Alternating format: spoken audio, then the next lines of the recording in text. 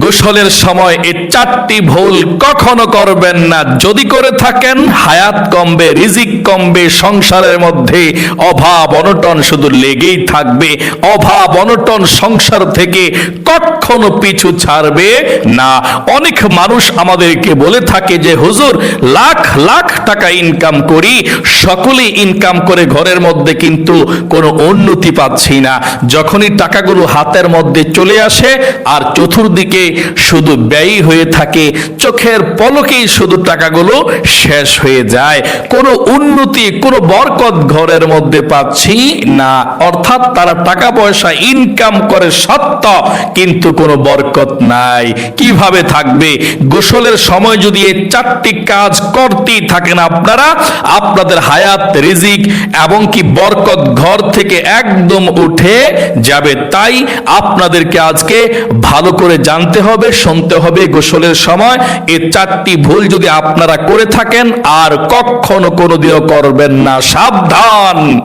প্রিয় দিনী ভাই এবং বোনেরা, এই পৃথিবীর মধ্যে যত আযাব গজব এসে থাকে সবগুলো হচ্ছে আমাদের পাপের ফসল। আমরা পাপ করি, অন্যায় করি, অবিচার করি। নিজে পাপগুলো করার কারণে আযাব গজবকে আমরা ডেকে আনি। আর এই পৃথিবীর মধ্যে যত ভালো হয়ে থাকে সবগুলো হচ্ছে আমাদের আমলের ফসল। আমল করি, তার জন্য সুন্দর সুন্দর সময় আল্লাহ রাব্বুল আলামিন আমাদেরকে উপহার দিয়ে থাকে, নিয়ামত দিয়ে থাকে। সেই কথাটা আমার আল্লাহ রাব্বুল আলামিন পবিত্র কোরআনুল কারীমের মধ্যে সূরাতুর রুমের 41 নং আয়াতের মধ্যে আল্লাহ রাব্বুল আলামিন বলেছেন, যাহারাল ফাসাদু ফিল বাররি ওয়াল বাহরি বিমা কাসাবাত আইদিন নাসি লিয়ুযীকাহুম বা'দাল্লাযী আমিলু লা'আল্লাহুম ইয়ারজিউন। আল্লাহ রাব্বুল আলামিন বলেন, জল এবং স্থলের মধ্যে যেই সমস্ত প্রাণীগুলো রয়েছে প্রত্যেকটি প্রাণী তাদের নিজের হাতের কামাইয়ে সুফল এবং কুফলকে ডেকে আনে। যদি আমরা আল্লাহ রাব্বুল আলামিনের হুকুম মানি, ইসলাম মতো চলাফেরা করি, জীবনটাকে আল্লাহ রাব্বুল আলামিন সুন্দরে রহমতে রহমতে ভরপুর করে দিবেন। কোনো আযাব, কোনো গজব আসবে না। আল্লাহ রাব্বুল আলামিন এই আয়াতের মধ্যে বলে দিয়েছেন, তারা গুনাহের কাজ করে তার জন্য আমি ভূমিকম্প, সিডর, যত সব অ্যাক্সিডেন্ট, বিপদ আপদ, নতুন নতুন রোগ আমি আল্লাহ রাব্বুল আলামিন আযাব গজব তাদেরকে দিয়ে থাকি। তারা নিজের হাতের কামাই এগুলো এবং যত সব রহমত আমি দিয়ে থাকি তাদের নেক আমলের ফসল হিসাবে দিয়ে থাকি। আল্লাহু আকবার। আচ্ছা, কেন দিয়ে থাকে আযাব গজব আল্লাহ রাব্বুল আলামিন? লিয়ুযীকাহুম বা'দাল্লাযী আমিলু লা'আল্লাহুম ইয়ারজিউন। আল্লাহ রাব্বুল আলামিন বলেন, আমি তাদেরকে আযাব দিয়ে থাকি, সামান্য অল্প কিছু আযাব দেওয়ার পর, বা'দাল্লাযী, যাতে করে আযাবের পর, লা'আল্লাহুম ইয়ারজিউন, আমি আল্লাহ রাব্বুল আলামিনের দিকে তারা ফিরে আসে, যাতে করে বুঝে যে আমি আল্লাহ রাব্বুল আলামিন তাকে ইশারা দিচ্ছি ফিরে আসার জন্য। প্রিয় দিনী ভাই এবং বোনেরা, তাই আপনাদেরকে সতর্ক থাকতে হবে। গোসলের সময়ে চারটি কাজ কখনোই করবেন না, করবেন আর বিপদ চলে আসবে, কপালটাই পড়ে যাবে। এক নম্বরে, ফরজ গোসল ইচ্ছাকৃতভাবে কখনো দেরিতে করবেন না। ফরজ গোসল ইচ্ছাকৃতভাবে কখনো দেরিতে করবেন না। যখনই গোসল ফরজ হবে তখনই করতে চেষ্টা করবেন। হ্যাঁ, আপনি দেরিতে করতে পারেন। অনেকে আছে একবার স্ত্রী সহবাস করেছে, স্বামী স্ত্রী, তারপর আবার করবে, তারপর আপনারা সঙ্গে সঙ্গে গোসল না করলেও চলবে। আপনারা একবার স্ত্রী সহবাস করার পর আপনারা অজু করবেন, অজু করে তারপরে অনেকক্ষণ সময় ব্যয় করবেন। অজু করা মানে প্রত্যেকবার সহবাসের মধ্যখানে অজু করা হচ্ছে মুস্তাহাব। কিংবা আপনারা একটু দোকানে যাবেন, একটু বেশি প্রয়োজন, এখন গোসল ফরজ আপনার উপরে, দোকানেও যেতে হয়, খুবই গুরুত্বপূর্ণ, তখন আপনি অজু করে বাড়ি থেকে, গোসলের যেহেতু সময় নাই গোসল করা যায় না, অজু করে দোকানের মধ্যে যাবেন, কোনো সমস্যা নেই। এবং যদি নামাজের টাইম একটু দেরিতে লেটে থাকে অথবা আপনার গুরুত্বপূর্ণ কোনো কাজ আছে, নামাজের টাইম একটু লেট আছে, সামনে আছে, কোনো সমস্যা নেই, আপনি অজু করে সেই গুরুত্বপূর্ণ কাজটাকে সারতে পারবেন। তবে গোসল করে নেওয়াটা সবচেয়ে ভালো। এবং অবশ্যই খেয়াল রাখতে হবে যে নামাজের আগে আগেই অবশ্যই গোসল করতে হবে, ফরজ গোসল। তবে ইচ্ছাকৃতভাবে কোনো কাজ নাই, কোনো কর্মই নাই, বা তার গোসলটা লেট করা কখনো ভালো জিনিস না। ফরজ গোসল লেট করলে ইচ্ছাকৃতভাবে আপনাদের হায়াত কমবে, রিজিক কমবে, এবং জমিন আপনাদেরকে বদদুয়া দিতে থাকবে। এই জন্যে ফরজ গোসল কখনো লেট করে করবেন না। যখনই ফরজ গোসল, আপনার গোসল ফরজ হয়ে যাবে, চেষ্টা করবেন সঙ্গে সঙ্গে গোসল করে ঘুমানোর জন্য কিংবা ওযু করে ঘুমানোর জন্য। তাহলে প্রিয় দিনী ভাই এবং বোনেরা, অনেকে আছেন যে গোসল ফরজ হয়েছে, ফজরের নামাজ পড়ে না, সকাল 8টা-9টা বাজে ঘুম থেকে জাগ্রত হয়। তারা কেমন আল্লাহ রাব্বুল আলামিনের নিকৃষ্ট বান্দা হয়ে যায়। নবী করিম সাল্লাল্লাহু আলাইহি ওয়াসাল্লাম বলেছেন, যে ব্যক্তি ফজরের নামাজ পড়বে, মান সাল্লা সুবহা ফাহুয়া ফি জিম্মাতিল্লাহ, যে ব্যক্তি ফজরের নামাজ পড়বে সে ব্যক্তি আল্লাহ রাব্বুল আলামিনের জিম্মায় চলে যায়। আল্লাহু আকবার। ফজরের নামাজ যে ব্যক্তি পড়লো সে ব্যক্তি আল্লাহ রাব্বুল আলামিনের জিম্মায় চলে গেল। সারাটা দিন আল্লাহ রাব্বুল আলামিন তাকে হেফাজত করবে, গার্ড দিয়ে রাখবে ফেরেশতাদের মাধ্যমে। আল্লাহু আকবার, আল্লাহু আকবার। অপরদিকে নবী করিম সাল্লাল্লাহু আলাইহি ওয়াসাল্লাম বলেছেন, যে ব্যক্তি ফজরের নামাজ পড়বে না, না পড়ে ঘুমিয়ে থাকে, 8টা-9টা বাজে ঘুমের থেকে উঠে ফজরের নামাজ যে ব্যক্তি না উঠে, শয়তান তাদের কানের মধ্যে, তাদের চোখের মধ্যে, তাদের মুখের মধ্যে শয়তান প্রস্রাব করে দেয়। সকলে বলি নাউজুবিল্লাহ। তার মানে যারা ফজরের নামাজ না পড়ে ঘুমিয়ে থাকে তারা শয়তানের পেশাব খায়, তারা শয়তানের পেশাব কানও দেয়, তারা শয়তানের পেশাব চোখের মধ্যে দেয়। এই জন্যে ফজরের নামাজ অবশ্যই আপনাদেরকে পড়তে হবে। ফজরের নামাজের সময় এমন রহমত বরকত বর্ষিত হয় জমিনের মধ্যে। নবী করিম সাল্লাল্লাহু আলাইহি ওয়াসাল্লাম আল্লাহ রাব্বুল আলামিনের কাছে দোয়া করেছিল, আল্লাহ তুমি আমার উম্মতেরদের জন্য ফজরের নামাজের সময় রহমতে বরকতে তুমি ভরপুর করে দাও। আল্লাহু আকবার। এবং দুনিয়ার যারা সফল হয়েছে দুনিয়াবি লাইনে তারাও বলেছে, পশ্চিমা যারা বড় বড় বৈজ্ঞানিক তারাও বলেছে, যারা সফল হতে চায় তারা ফজরের নামাজটা পড়ে সকাল সকাল ঘুম থেকে উঠে কাজের মধ্যে বের হতে হবে। যারা ফজরের নামাজ পড়ে না কিংবা সকাল সকাল ঘুম থেকে জাগ্রত হয় না, তারা আখিরাত শেষ করে দেয়, দুনিয়াতে তারা কখনো সফল হতে পারে না। এই জন্যে এবং কবিও বলেছেন, সুবহাকা হাওয়া হাজার রোগকা দাওয়া। আল্লাহু আকবার। মানে সকালের হাওয়া সকল রোগের ঔষধ। অর্থাৎ সকালে আপনি ঘুম থেকে উঠে ফজরের নামাজটা পড়ে আপনি একটু হাঁটাচলা করলেন, সেই হাওয়াটা খুবই ভালো। যারা ঘুমিয়ে থাকে তারা এই নিয়ামতটা পায় না। তাই প্রিয় দিনী ভাই এবং বোনেরা, 1 নম্বরে গোসল, আপনারা ফরজ গোসল যখন আপনাদের হয়ে যাবে লেট করে করবেন না। যখনই গোসল ফরজ হবে তখনই করে ফেলবেন। যদিও কোনো কারণে, বিশেষ কারণে লেট করতে হয় তাহলে ওযু করে নেবেন, মুস্তাহাব। 2 নম্বরে উলঙ্গ হয়ে কখনো আপনারা গোসল করবেন না। অনেকে আছেন বাথরুমের মধ্যে উলঙ্গ হয়ে গোসল করেন, টিউবওয়েলের মধ্যে উলঙ্গ হয়ে গোসল করে। এই উলঙ্গ হয়ে কখনো গোসল করবেন না। উলঙ্গ হয়ে গোসল করলে আপনার উপরে যে আল্লাহ রাব্বুল আলামিন আপনার সঙ্গে ফেরেশতা দিয়েছেন, প্রত্যেকটা মানুষের সঙ্গে ফেরেশতা থাকে, আপনার সে ফেরেশতারা আপনি যখন উলঙ্গ হন, কাপড় চোপড়গুলো খুলে ফেলেন, তখন আপনার ফেরেশতাগুলো আল্লাহ রাব্বুল আলামিনের কাছে বলে, আল্লাহ তোমার বান্দা উলঙ্গ হয়ে গিয়েছে, আমরা থাকতে পারতেছি না। তখন আল্লাহ রাব্বুল আলামিন বলেন, রে ফেরেশতারা চলে আয় আমার নিকট, চলে আয়, বান্দার নিকট থাকা লাগবে না।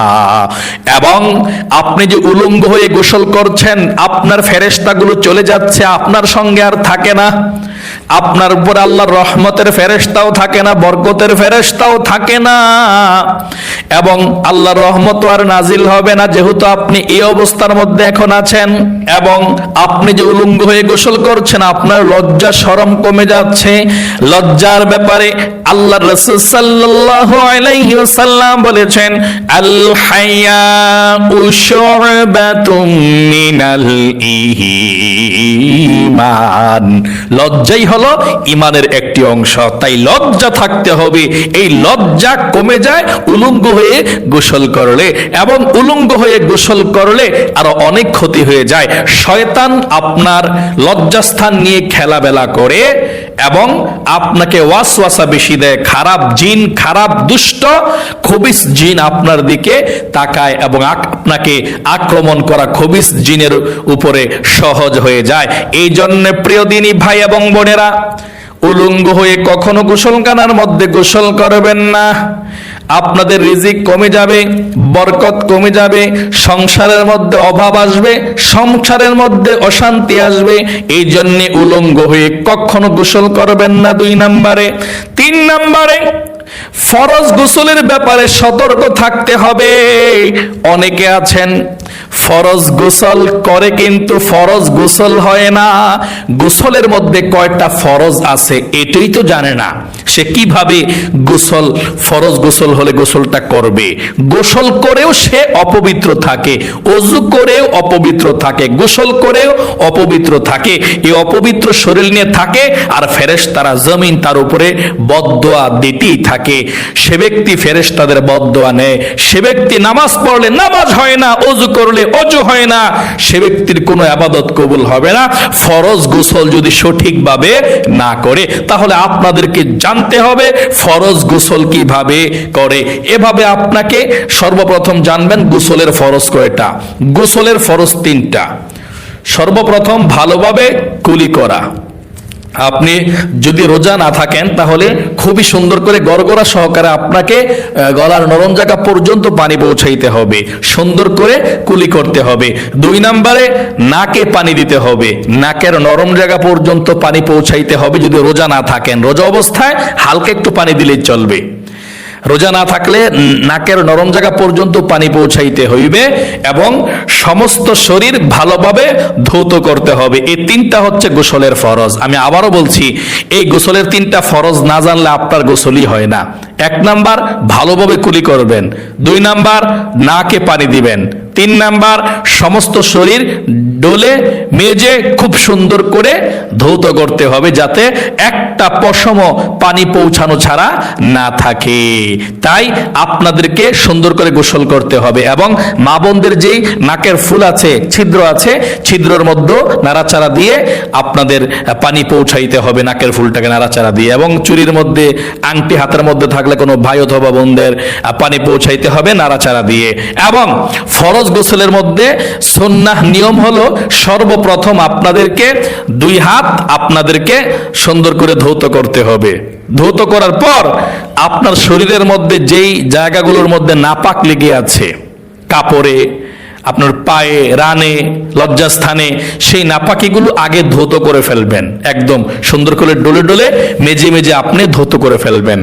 ধৌত করার পর নামাজের সিস্টেমে আপনি ওযু করবেন।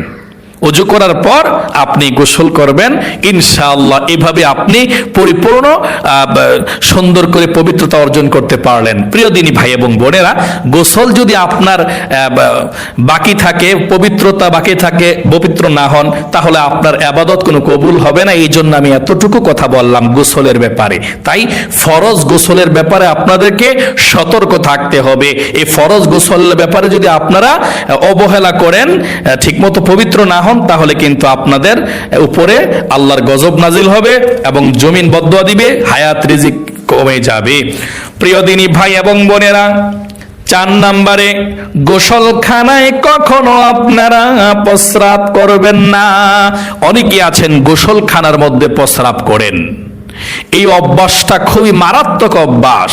হ্যাঁ, যদি একসঙ্গে যদি গোসলখানা এবং বাথরুম অ্যাটাচড থাকে, তাহলে আপনারা বাথরুমের মধ্যে প্রস্রাব পায়খানা করতে পারেন এবং যেখানে গোসলের জায়গা সেখানে গোসল করবেন। কিন্তু এমনটা করবেন না যে গোসলের জায়গার মধ্যে আপনি দাঁড়িয়ে বা বসে প্রস্রাব করে দিলেন। এটা কখনো করবেন না। আল্লাহ রাসূল নিষেধ করেছেন গোসলখানার মধ্যে প্রস্রাব করতে। যেখানে গোসল করবেন সেখানে গোসল, যেখানে বাথরুম সেখানে বাথরুম, নির্দিষ্ট জায়গা আছে। ইসলাম হচ্ছে সুন্দর একটা ধর্ম জীবন ব্যবস্থা। কারণ আপনি গোসলখানার মধ্যে প্রস্রাব করলে আপনার মনের অজান্তে কাপড়ের মধ্যে কিংবা আপনার পায়ের মধ্যে নাপাকি লেগে থাকতে পারে, কিংবা আপনি চলে গেলেন গোসল করে প্রস্রাব করে, অন্য একটা ভাই কিংবা বোন আপনার ঘরের কেউ এসে পাড়া দিয়েছে গোসলখানার মধ্যে গোসল করার জন্য বা ওযু করার জন্য, তার পায়ের মধ্যে নাপাকি লেগে গিয়েছে, আপনার কারণে সে নাপাক হয়েছে, আপনি গুনাহগার হয়ে যাবেন তার নামাজ না হলে। প্রিয় দিনী ভাই এবং বোনেরা, তাই গোসলখানার মধ্যে কখনো আপনারা প্রস্রাব করবেন না। এবং আল্লাহর রাসূল বলেছেন আরো কয়েকটি জায়গার মধ্যে প্রস্রাব করতে নিষেধ করেছেন, বিপজ্জনক হবে, সাবধান। আল্লাহর রাসূল বলেছেন তোমরা গর্তের ভিতরে কখনো প্রস্রাব করবা না। গর্তের ভিতরে জিন শয়তান লুকিয়ে থাকে এবং গর্তের ভিতরে সাপও থাকতে পারে। অনেকে আছেন গর্তের ভিতরে অনেক বাচ্চারা প্রস্রাব করে থাকে, প্রস্রাবটা করলেই সে শয়তান জিনের উপরে পড়ে যায়, তখন আপনাদের সন্তানদেরকে কিংবা আপনাদেরকে জিনে ধরে থাকে। এই জন্যে সাবধান থাকবেন, প্রস্রাব করতেও সাবধান থাকতে হবে। গর্তের মধ্যে কখনো প্রস্রাব করা যাবে না। কিংবা অনেক সাপ, এগুলো বিষাক্ত সাপগুলো গর্তের ভিতরে থাকে, প্রস্রাবটা করলে গরম পেয়ে উঠে কামড় দিয়ে ফেলে, তাহলে বিপজ্জনক হয়ে যাবে যদি লজ্জাস্থানের মধ্যে কামড় দিয়ে দেয় সাপে। তাই সাবধান থাকবেন। আল্লাহর রাসূলের প্রত্যেকটা জীবন ব্যবস্থাই আপনার জীবনটাকে সুন্দর করার জন্যে, নিরাপদ থাকার জন্যে। তাহলে আল্লাহ রাসূল কিভাবে বলল যে গর্তের ভিতরে প্রস্রাব তোমরা কখনো করবা না? কারণ আল্লাহ রাসূল সব জানতো যে আমার উম্মতের জন্য কি উপকার কি ক্ষতি। যদি ইসলাম মানেন আপনি সফল কাম হয়ে যাবেন। তাহলে প্রিয় দিনী ভাই এবং বোনেরা, গর্তের মধ্যে কখনো প্রস্রাব করবেন না। এবং আল্লাহর রাসূল বলেছেন কোন ছায়াদার ফলদার গাছের নিচে আপনারা প্রস্রাব করবেন না। আপনি ছায়াদার ফলদার গাছের নিচে, একটা গাছ ছায়া দেয়, রাস্তার পাশে আছে, সকলে এই গাছের নিচে এসে একটু বসে ছায়া খায় গরমের মধ্যে, আপনি প্রস্রাব করে দিলেন, সেখানে আর কেউ বসতে পারলো না, দুর্গন্ধ চলে আসলো। কিংবা ফল গাছের নিচে আপনি প্রস্রাব করলেন কিংবা পায়খানা করলেন, সেই ফল গাছ থেকে যদি একটা ফল পড়ে, এ ফলটা কিন্তু খাওয়া যায়। কিন্তু আপনি প্রস্রাব পায়খানা করার কারণে ফল গাছের নিচে একটা ফল পড়লো, একটা পেয়ারা পড়লো, একটা আপেল পড়লো বা একটা আঙ্গুর পড়লো বা যে কোনো জিনিস একটা পড়লো, বড়ি পড়লো, কুল পড়লো প্রস্রাবের মধ্যে, নাপাকের মধ্যে, তাহলে আপনার কারণে সে ফলটা অপচয় হয়ে যাবে, ফলটা খাওয়া যাবে না। তাই ছায়াদার ফলদার গাছের নিচে আপনি প্রস্রাব করতে পারবেন না, গর্তের মধ্যে প্রস্রাব করতে পারবেন না, মানুষের চলাচলের রাস্তায় প্রস্রাব করতে পারবেন না, এবং গোসলখানার মধ্যে কখনো আপনারা প্রস্রাব করবেন না। প্রিয় দিনী ভাই এবং বোনেরা, এই কথাগুলো যদি মনোযোগ দিয়ে শুনে আনতে পারেন, আপনাদের ঘরের মধ্যে রহমত বরকত আসতেই থাকবে। আর যদি কথাগুলো না মানেন, আমল যদি না করেন, তাহলে আপনাদের হায়াত কমবে, রিজিক কমবে, ঘরের রহমত চলে যাবে, অভাব অনটন কোনোদিনও ছাড়বে না।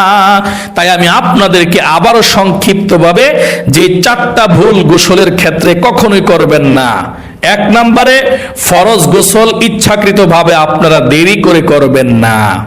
2 নম্বরে উলঙ্গ হয়ে গোসল করবেন না।